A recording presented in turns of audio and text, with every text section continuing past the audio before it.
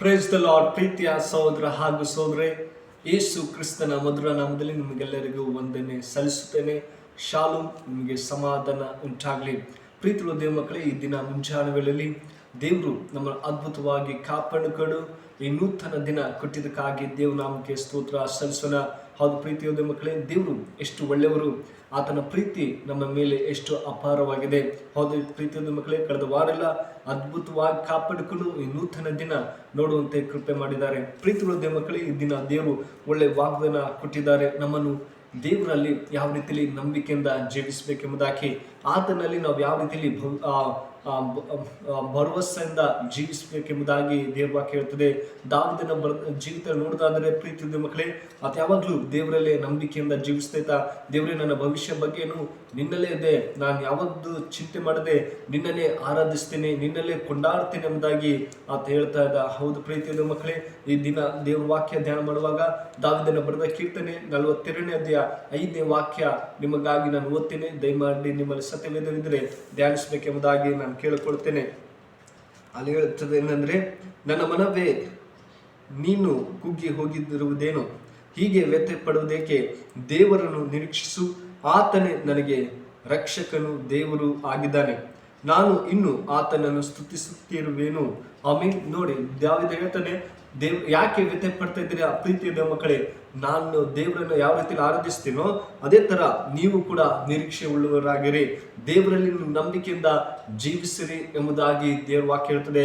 ಆತನಲ್ಲಿ ನಾವು ಭರವಸೆ ಇಡಬೇಕು ಪ್ರೀತಿಯ ಮಕ್ಕಳೇ. ನಮ್ಗೆ ಎಷ್ಟೇ ವೇದನೆ ಬಂದರೂ, ಎಷ್ಟೇ ಹಿಂಸೆ ಆದರೂ ಕೂಡ ನಾವು ಆತನಲ್ಲಿ ಜೀವಿಸಬೇಕು ಎಂಬುದಾಗಿ ದಾವೀದನ ವಾಕ್ಯದಲ್ಲಿ ನಾವು ನೋಡ್ತೇವೆ. ಅದೇ ತರ ನಾನು ಆತನನ್ನು ಸ್ತುತಿಸಿರುವೆನು. ನೋಡಿ, ದಾವೀದನ ಯಾವಾಗಲೂ ದೇವರನ್ನ ಸ್ತುತಿಸ್ತಾ ಇದ್ದಾನೆ ಎಂಬುದಾಗಿ ನೋಡ್ತೇವೆ ಪ್ರೀತಿಯ ಮಕ್ಕಳೇ. ಅದೇ ತರ ದಾವೀದನ ಬರೆದ ಕೀರ್ತನೆ 46ನೇ ಅಧ್ಯಾಯ 1ರಿಂದ 6ನೇ ವಚನ ನೋಡಿದಾದ್ರೆ ಅಲ್ಲಿ ಒಳ್ಳೆ ವಾಕ್ಯ ಇರ್ತದೆ. ಏನಂದ್ರೆ ನೋಡಿ, ದೇವರು ನಮಗೆ ಆಶ್ರಯ ದುರ್ಗವಾಗಿದ್ದಾನೆ, ಆತನು ಇಕ್ಕಟ್ಟಿನಲ್ಲಿ ನಮಗೆ ವಿಶೇಷ ಸಹಾಯಕನು, ಅದರಿಂದ ಭೂಮಿಯು ಮಾರ್ಪಟ್ಟರೂ ಬೆಟ್ಟಗಳು ಸಮುದ್ರದಲ್ಲಿ ಮುಳುಗಿ ಹೋದರೂ ನಮಗೇನು ಭಯವಿಲ್ಲ.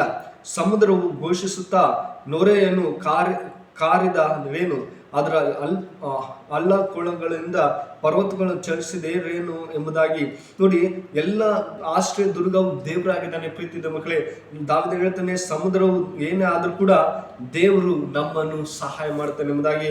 ಒಂದು ನದಿ ಅದೇ, ಅದರ ಕಾಲುವೆಗಳು ಪರಾತ್ಮರನ ಪರಿಶುದ್ಧ ನಿವಾಸ ಸ್ಥಾನವಾಗಿರುವ ದೇವರ ನಗರವನ್ನು ಸಂತೋಷಪಡಿಸುತ್ತೇವೆ. ನೋಡಿ, ದೇವರಲ್ಲಿ ನಾವು ಸಂತೋಷ ಪಡಬೇಕು, ದೇವರ ನಗರೇ ನಾವು ದೇವರಲ್ಲಿ ಸಂತೋಷ ಪಡಬೇಕೆಂಬುದಾಗಿ ದೇವ ವಾಕ್ಯ ಹೇಳ್ತದೆ. ಹೌದು ಪ್ರೀತಿಯ ಮಕ್ಕಳೇ, ನಾವು ಪ್ರತಿದಿನ ದೇವರ ಜೊತೆಯಲ್ಲಿ ಬರುವಾಗ, ದೇವರ ವಾಕ್ಯಗಳನ್ನು ಧ್ಯಾನ ಮಾಡುವಾಗ ಆತ ನಮ್ಮನ್ನು ನಿರೀಕ್ಷೆ ಆಗಿದ್ದಾನೆ, ಆತ ನಮಗೆ ಭರವಸೆ ಉಳ್ಳನಾಗಿದ್ದಾನೆ. ದಾವೀದನು ಯಾವಾಗಲೂ ದೇವರೇ ನಿನ್ನನ್ನೇ ಆರಾಧಿಸ್ತೀನಿ, ನಿನ್ನಲ್ಲಿ ನಾನು ಭರವಸೆ ಬಿಟ್ಟಿದ್ದೇನೆ ಎಂಬುದಾಗಿ ಹೇಳುವಾಗ ನಾವು ಕೂಡ ನಮ್ಮ ಜೀವಿತದಲ್ಲಿ ಅಯ್ಯೋ ನನ್ನ ಭವಿಷ್ಯ ಏನಾಗುತ್ತೋ ಎಂಬುದಾಗಿ ನಾವು ಬೆಳಿಲಿತ್ತೆ, ಅಯ್ಯೋ ನನ್ನ ಮುಂದಿನ ಸಂಗತಿ ಹೇಗಾಗುತ್ತೆ, ನಮ್ಮ ಕುಟುಂಬ ಯಾವ ರೀತಿಯಲ್ಲಿ ಜೀವಿಸ್ತಾರೆ ಎಂಬುದಾಗಿ ನಾವು ಕಳವಳದಿಂದ ಜೀವಿಸಬಹುದು. ಆದರೆ ದೇವರಿಂದ ಹೇಳ್ತಾನೆ, ದೇವರಲ್ಲಿ ನಾವು ಭರವಸೆ ಬಿಡ್ರಿ, ಆತನಲ್ಲಿ ನೀವು ನಿರೀಕ್ಷೆ ಇಟ್ಟರೆ ದೇವ್ರು ನಿಮ್ಮನ್ನು ಸಹಾಯ ಮಾಡ್ತಾನೆ ಎಂಬುದಾಗಿ ನಾವು ನೋಡ್ತೇವೆ. ಅದೇ ಪ್ರೀತಿಯ ಮಕ್ಕಳೇ, 1ನೇ ಸಾಮುವೇಲ 30ನೇ ಅಧ್ಯಾಯ 6ನೇ ವಾಕ್ಯದ ನೋಡುವಾಗ ದಾವೀದನ ಜೀವಿತದಲ್ಲಿ ಅಲ್ಲಿ ಆತನ ಸ್ವಂತ ಊರಲ್ಲೇ ಆತನನ್ನು ಗೇಲಿ ಮಾಡ್ತಿದ್ರು, ಆದ್ರೂ ಕೂಡ ದೇವರು ಆತನನ್ನು ಜಯ ಹೊಂದಿದ್ದಾನೆ ಎಂಬುದಾಗಿ ನೋಡ್ತೇವೆ. ಆ ದೇವರೇ ನಾನು ನಿನ್ನಲ್ಲೇ ಭರವಸೆ ಬಿಟ್ಟಿದ್ದೀನಿ. ಗಂಡು ಅಲ್ಲಿ ಹುಡುಗಿಯರು ಜಗಳ ಆಡ್ತಾ ಇದ್ರು, ಆದ್ರೂ ದಾವೀದನ ಪ್ರಾರ್ಥನೆಯಿಂದ ದೇವರೇ ನಿನ್ನಲ್ಲೇ ನಾನು ಬಲ ಹೊಂದುತ್ತೇನೆ ಎಂಬುದಾಗಿ ಅಲ್ಲಿ ನೋಡ್ತೇವೆ ಪ್ರೀತಿಯ ಮಕ್ಕಳೇ. ಅದೇ ತರ ನಮ್ಮ ಜೀವಿತದಲ್ಲಿ ದೇವರಲ್ಲಿ ನಾವು ಭರವಸೆ ಇಡಬೇಕು, ಆತನಲ್ಲಿ ನಾವು ನಂಬಿಕೆಯಿಂದ ಜೀವಿಸುವಾಗ ದೇವರು ನಮಗೆ ಸಹಾಯ ಮಾಡ್ತಾನೆ ಪ್ರೀತಿಯ ಮಕ್ಕಳೇ.